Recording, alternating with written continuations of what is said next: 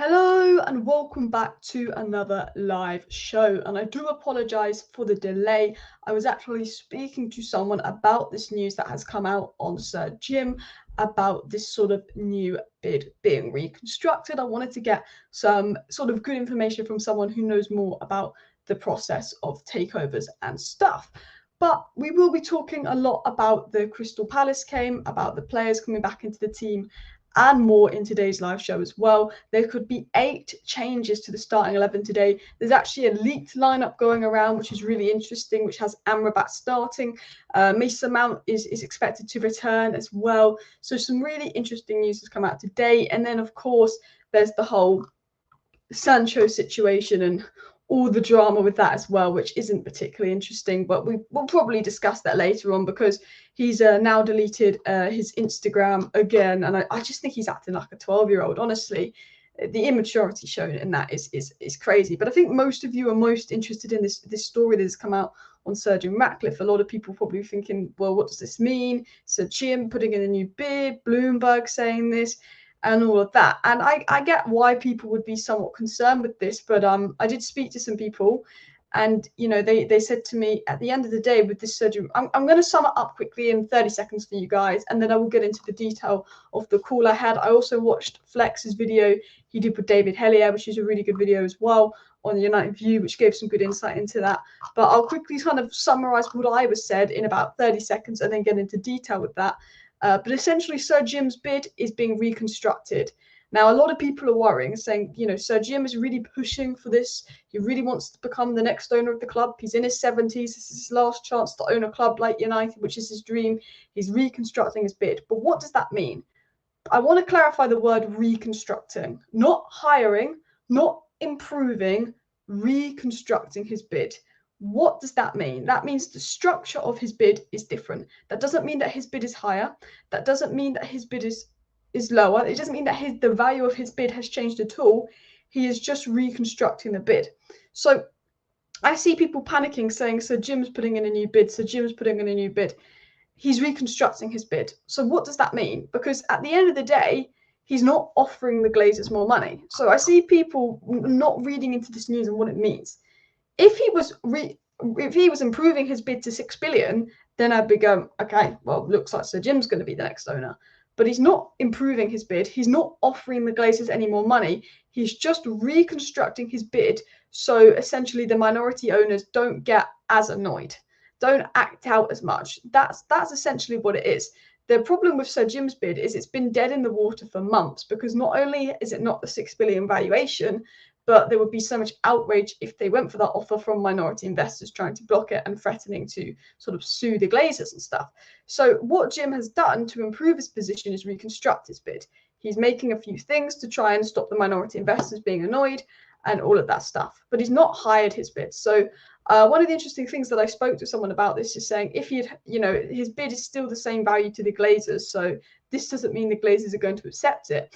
And another thing that was mentioned to me is every time Sir Jim has upped his bid, the Qataris have followed with upping their bid. So could restructuring be a catalyst for the Qataris to improve their offer? Potentially, but I don't think the Qataris would improve their offer unless Sir Jim improved his offer. And essentially, I want to say something to you now to reassure you on some news.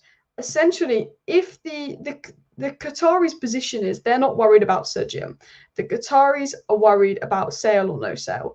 If Sir Jim puts in a higher bid, the Qataris will have an opportunity to match that. If Sir Jim bids 5.7 billion, the Qataris have an opportunity to match that. And if they choose not to match that, Sir Jim will be the next owner. But the Qataris know they can match whatever Sir Jim offers. And they would probably do that if Sir Jim offered way more money, which he's not doing quite yet. And that's why the Qataris are more worried about no sale over Sir Jim, because they know if Sir Jim hires their bid, they can just go and match that, and they can do that easily. They determine the buyers for the club. But I want to get into the story, what the story said, and then I want to get into the news on, of course, the Crystal Palace game, the leaked lineup that was come out, Amrabat's debut, and more. So what was basically said by David Hellier, and he went on Flex's channel, the United View, as well, and he basically said Sir Jim's bid has been dead in the water for the last few months. However, he's now working on reconstructing his bid because his last bid caused problems with the minority shareholders, which are obviously, your hedge fund companies, and he wants to fix that. That is the purpose of it. It's not hiring his bid. He's just making sure that his bid will not cause problems for other people. So it was said by Bloomberg today that Sir Jim is reconstructing his offer to buy United in attempt to break the deadlock in a long-running takeover saga. It was said the British billionaire is working with advisors to address concerns about the terms of his bid from minority investors inside. So again, it was said by Bloomberg, it was said that he's working with advisors to address concerns about the terms of his bid from minority investors inside. So the purpose of this is reconstructing his bid because minority investors have raised concerns about it, the other hedge funds at United. It was said by Bloomberg that proposals from Jim and Sheikh Yassim are still being considered by United as well as a potential minority stake sale. Neither party has been able to meet expectations yet. They said Sir Jim could improve his position by reconstructing the bid as the minority shareholders will not get in the way. But unless his bid goes up, I don't think this changes the Glazers' position. They still want nearish to 6 billion. It was said by David Hellier today that I think if Sir Jim does up his bid, that would definitely be a motivator for Qatar to up their offer, and potentially, movement from Sir Jim could trigger movement from Qatar, and that could trigger that the process could move. And it was said that if Ratcliffe ups his price, maybe the Qataris will. And then the whole report from Bloomberg essentially said that Ratcliffe is working with advisors to address concerns about the terms of his bids from minority investors in the English Premier League Football Club, and that is why he's doing it. We obviously know originally he put forward a proposal for 69%, which is all the Glazers shares, but that caused problem for obviously, the hedge funds who own the remaining 31%, like Lindsay Train, Ariel Investment, and all of that. So he's just reconstructing his offer to try and make his position stronger to other people at the club. But the offer, as far as I'm aware, is not going up. So the person I spoke to said just because he's reconstructing the offer and he's working to involve loopholes doesn't mean that he's all of a sudden going to be picked, because he's not offering the Glazers any more money. And what the Glazers want is more money. Reconstructing the offer will make it easier to choose him if he does then up his bid, and if they do go through with it, because they won't have the problems caused by minority investors. But if they're not upping their money, if he's not improving his bid, if he's just restructuring it, it's unlikely that it's going to make any significant difference to the process. So I hope that kind of clears up that news that's come out of there on the whole situation. Big up Diego, big up everybody in the chat. Please do subscribe down below if you're new. I'm not normally live at this time, but I'm unlikely to be live tonight for a watch along. So I knew I was going to do a live stream today, and I thought lunchtime would be the best time to do it. So make sure you are subscribed with the post notification bell on, because I'm usually live either 5 o'clock or 6 o'clock start or 6:30 start. Normally that's sort of 5 p.m. to 7 p.m. period I'm live. But of course, sometimes I go live earlier, so it's always important to put that post notification bell on. But I've got a few other bits and pieces that I want to get into as well. And people need to realize that Sir Jim Ratcliffe bid is a reconstruction. Exactly. It's not an improvement. If news was coming out that he changed his bid from 5.1 billion to 5.7 billion, even though it's not 6 billion, I'd be saying he's upped his bid. He's going to get the breakthrough. But even if Sir Jim upped his bid, I think the Glazers would wait at least 2 weeks, give Qatar at least 2 weeks to say, well, you can now up your bid, or we're going to choose this bid. What we'll do, if Sir Jim does up his bid, which he hasn't, what the owners will do is they'll then go to Sheikh Yassim and say, well, we'll give you a couple of weeks to see if you want to match that or improve on that. And if not, we'll go with this. Because at the end of the day, they want a bidding war, and that's not what they're getting as well. The problem is that the Glazers set a 6 billion price tag, which is unaffordable. Exactly. And news has come out that they're willing to accept around 5.6 billion now. It's not actually the way to 6 billion. I think they know, with the way that this club has been, with how poor we've been in recent times as well, that they're probably going to get nowhere near 6 billion for the club in the first place as well. But as Alex B has said, the debt is crazy. Old Trafford is crumbling, the facilities, the drama on and off the pitch. They're crazy not to take in the bid by now. Exactly. They're just playing a game to try and get more money as well. But I do think if Sir Jim does up his bid, and again, just reconstructing, he's not making his bid any higher, I think potentially the Qataris would up their bid as well. I think they can match whatever Sir Jim offers. And Ben Jacobs always said this. He said the Qataris are not worried about Sir Jim. Whatever he offers, they know they can match. They know they can match that. They're worried about the potential of no sale. And again, if the bid's only being reconstructed, it's nothing to worry about. I spoke to someone about this. The bid isn't getting any higher. The Glazers aren't getting any more money with this bid being reconstructed. So I don't think the Glazers' stance is going to change at all, that Jim is reconstructing his bid. It's just going to be, if they do decide to choose him further down the line, there'll be less sort of issues with that, if that makes sense. I hope I've cleared everything up for you guys. I just wanted to make everything on that kind of story clear, because I think it's really hard to know what's going on. And that news, I believe, is credible news coming out, but it is hard to know what's going on. What I do want to talk about now is a little bit about the Crystal Palace game and a few reports and rumours about who's going to be starting. There's a leaked lineup out, and I do want to get into that in just a second as well. Jim means more debt as well. We've lost nearly 300 million in right wingers. We're going to talk about the right wing situation, as Chris Waynes has said. But essentially, yeah. And Alex B says the only thing in Jim's favour is to play into Joe and Abraham's egos, who prefers to stay. Yeah, exactly. And Alice, any news on Lisandro Martinez yet? So I believe Lisandro Martinez isn't in the league squad, or isn't believed to play in the game coming up. So what I'm going to do now is I'm going to get up on the screen, because I can already see Alice's Wi-Fi has gone at it again. So there was a sort of leaked lineup that came out last night, which has now been changed, and there's now been a leaked lineup that's come out before morning. Well, this was more of a potential lineup. This was the rumored lineup that came out last night, and there has been a lineup leak this morning. So I'm going to share my screen with you here. So this was what came out last night, and it was saying that it was going to be Bayendia's debut. There was also going to be Delo, Lindelof, Maguire, Reguilon, because we can't really do anything else at the back. Maguire's expected to be back, and we want to rest Varane for the Premier League game, which is more important, which is fair enough. It was going to be Amrabat's first start to get him up to fitness with McTominay and Eriksen. Bruno was going to be rested along with Mason Mount, along with Casemiro, and then it was going to be Pellistri, Garnacho, Martial resting the front three, which I think is the most important thing that we can do. Now, this morning, there was actually a rumour that Dan Gore was going to play.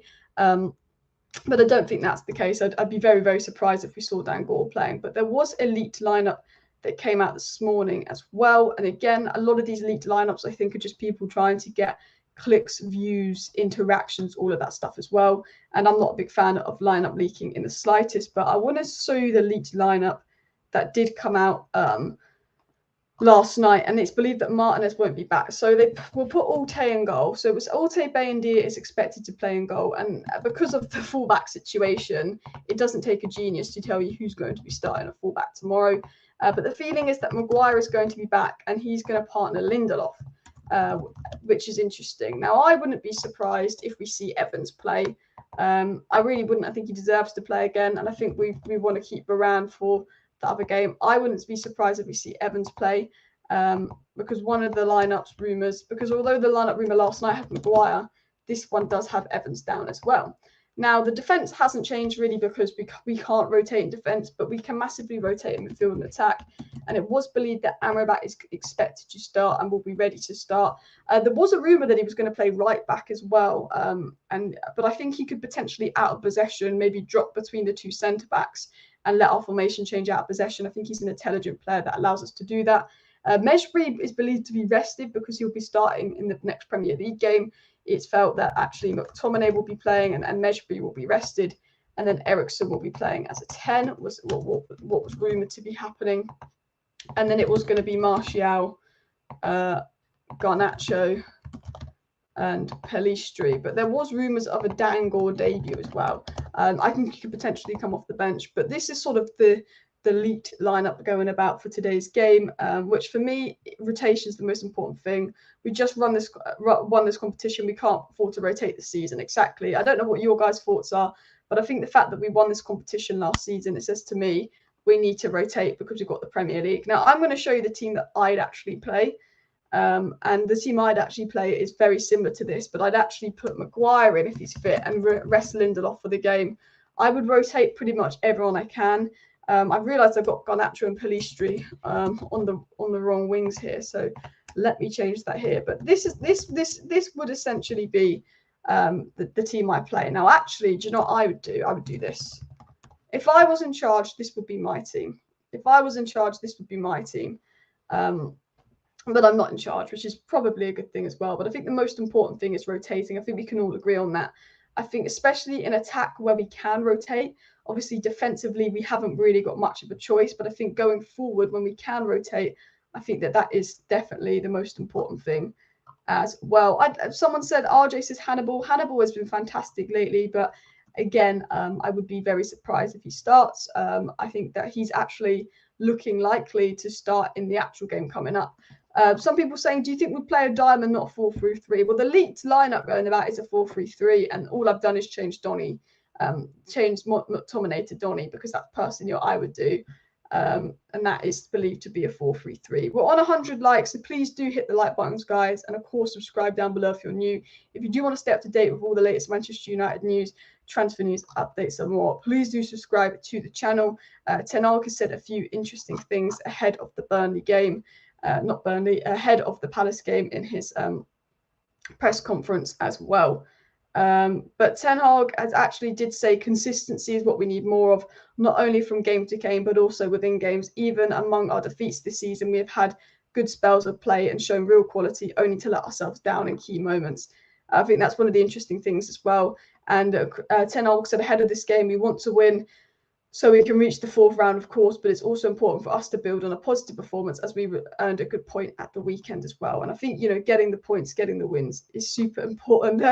Someone said leaks going on at United. There's never leaks going on at United. And this is a really good comment here from Chris that he brings up. And he says the banner being down over Tampa Bay Stadium will put heat on the owners, especially if they can start affecting the NFL franchise. First loss last night and they played bad. Yeah.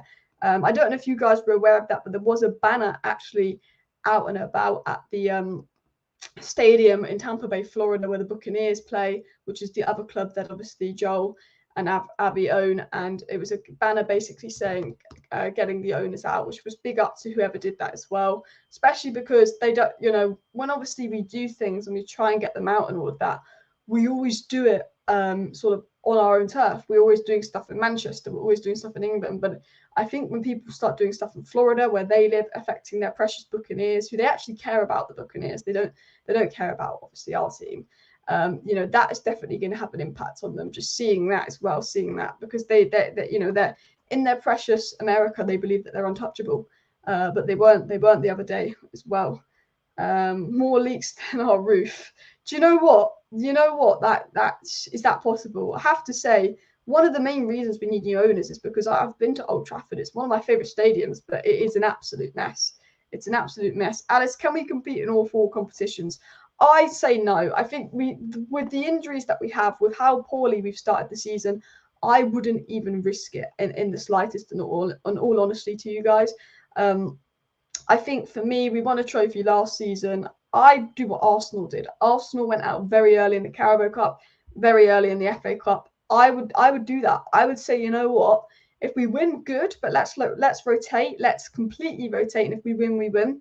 If we lose, it's not the end of the world. I'm not bothered if we go out tonight, and I'm not bothered if we go out in the FA Cup later on in the season. I think what really cost us last season was the fact that we stayed in all four cup competitions to the very end. And I spoke about this before.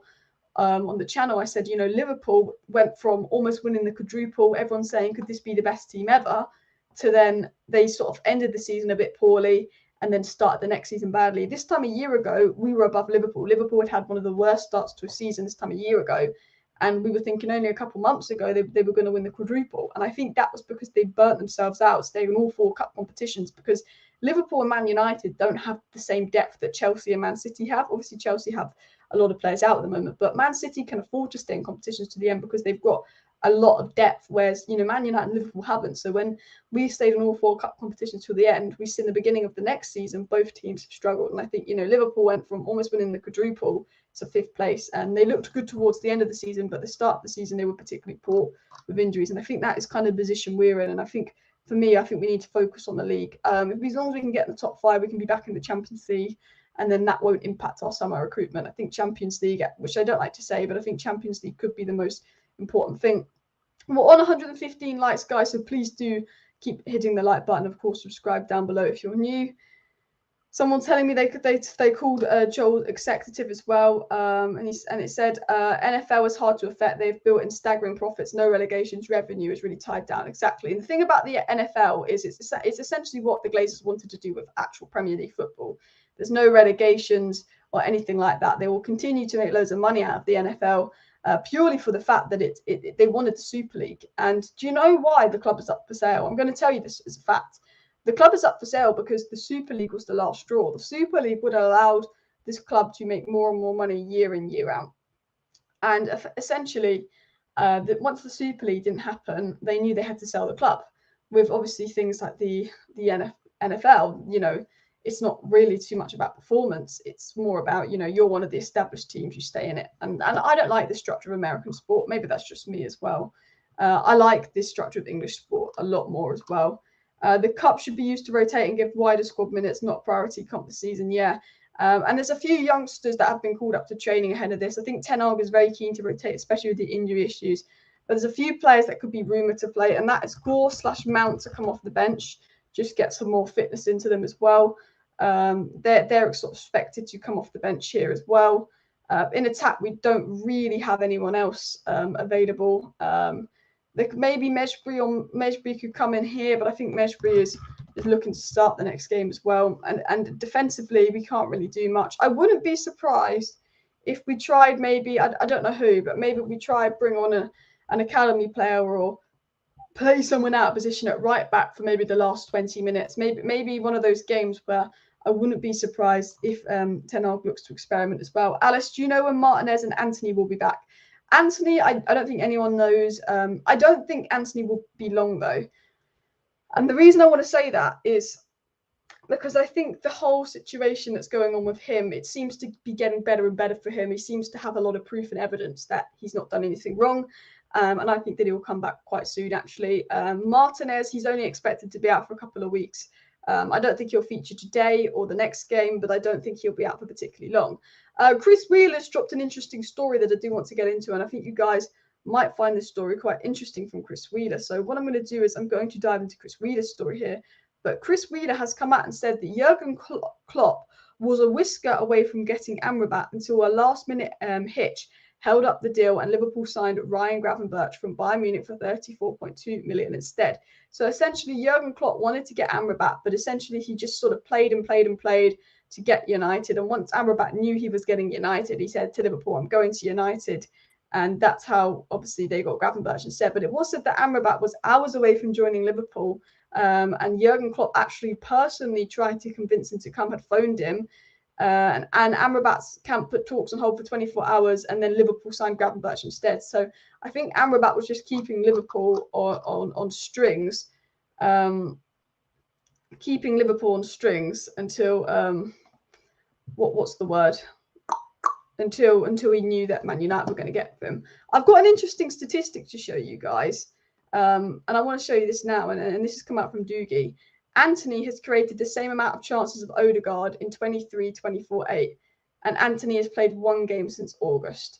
I have to say this now because I think, you know, this isn't me saying that Anthony is good, but I see a lot of Man United fans saying, "Oh, Bruno is rubbish, Bruno this, Bruno that," very quick to slander Bruno Fernandes, and they will big up Odegaard.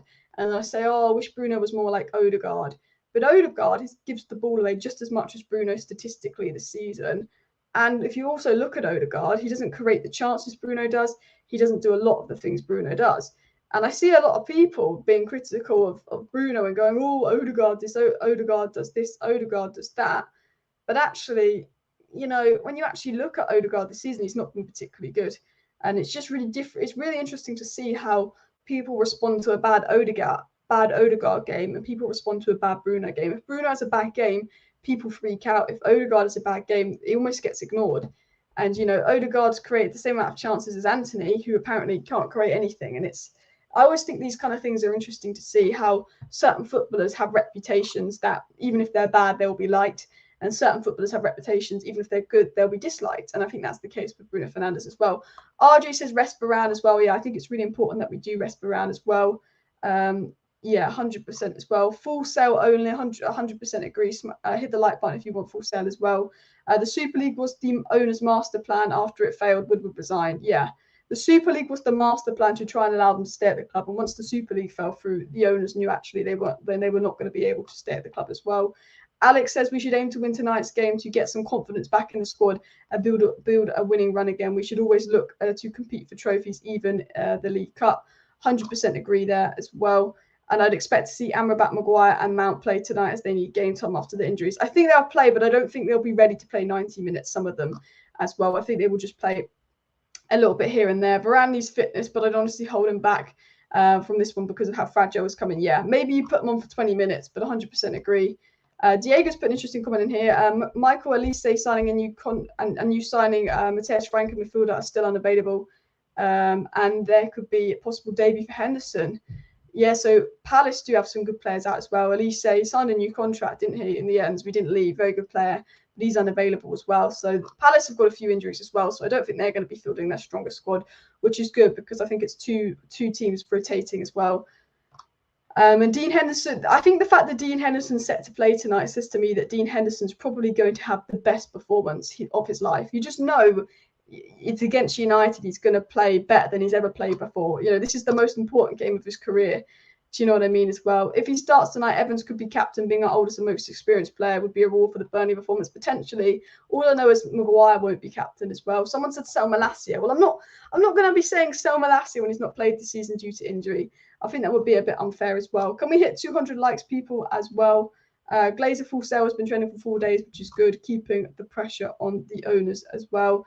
And I saw Bloomberg about United. I saw nothing that Bloomberg said. Bloomberg basically said that Sir Jim Ratcliffe is putting a new bid in, but that new bid is a reconstructuring of his bid, not upping the bid as well. There's a belief that Malacia should be back in the next few weeks. There was a feeling he'd be back end of September, but I think it's been pushed to early October now as well. Hi guys, first time viewer here. Keep hearing about this Alice person, so thought I'd come check it out. Big up everybody in the chat as well. Do subscribe if you're new as well. And no way sell Malacia. He can actually defend unlike Reguilon. Reguilon's been good the last few games, but Malacia, you know, has been good for United. A lot of people, I think Malacia had 1 or 2 poorish games towards the end of the season.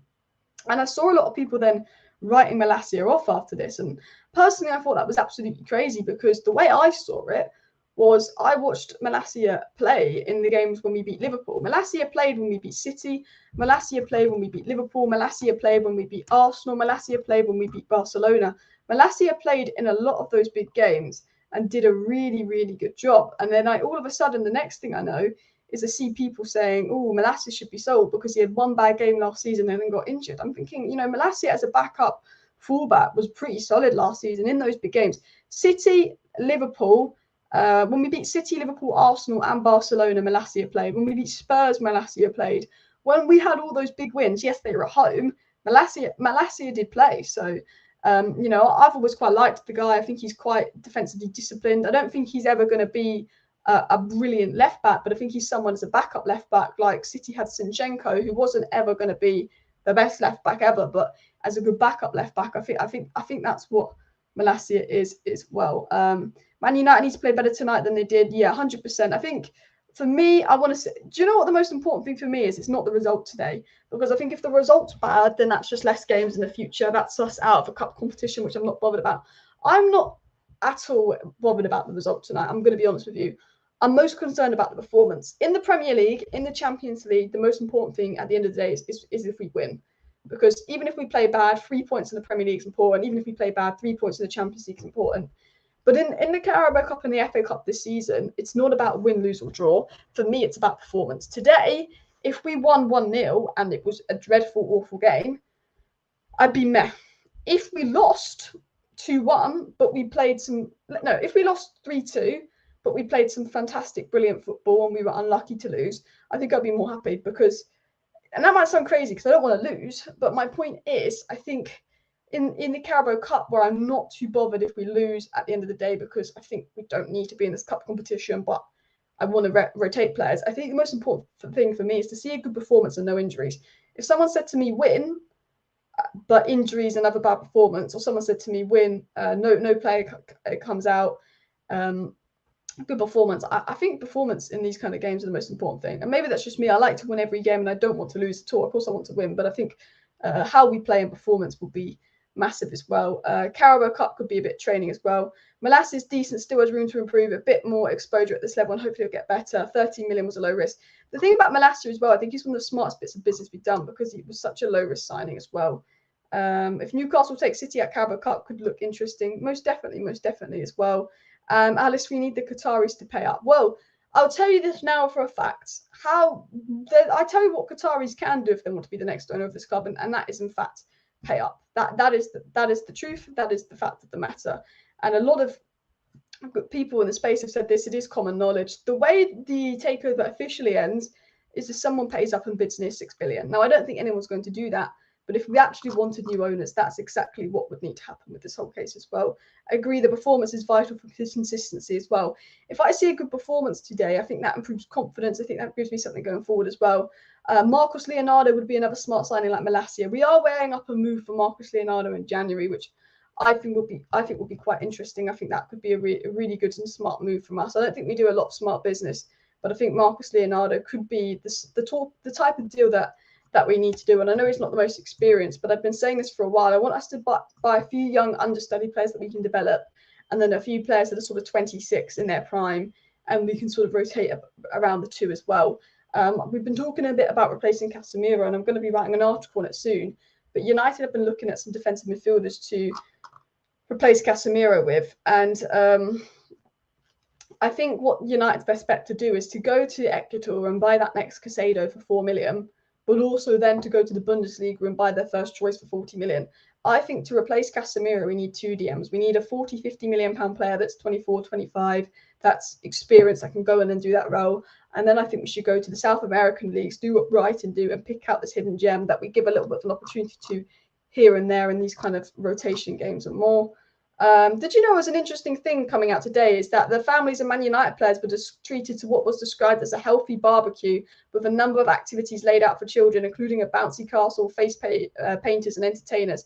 Ten Hag wanted to recognise the effort put in by the club staff network as well as the players, and said to have made his way around the dressing room chatting to family members. So interesting thing that Ten Hag's done to try and reunite squad unity and dressing room unity is actually he's been doing the little parties with family members and healthy barbecues and stuff to bring everyone together, which is good as well.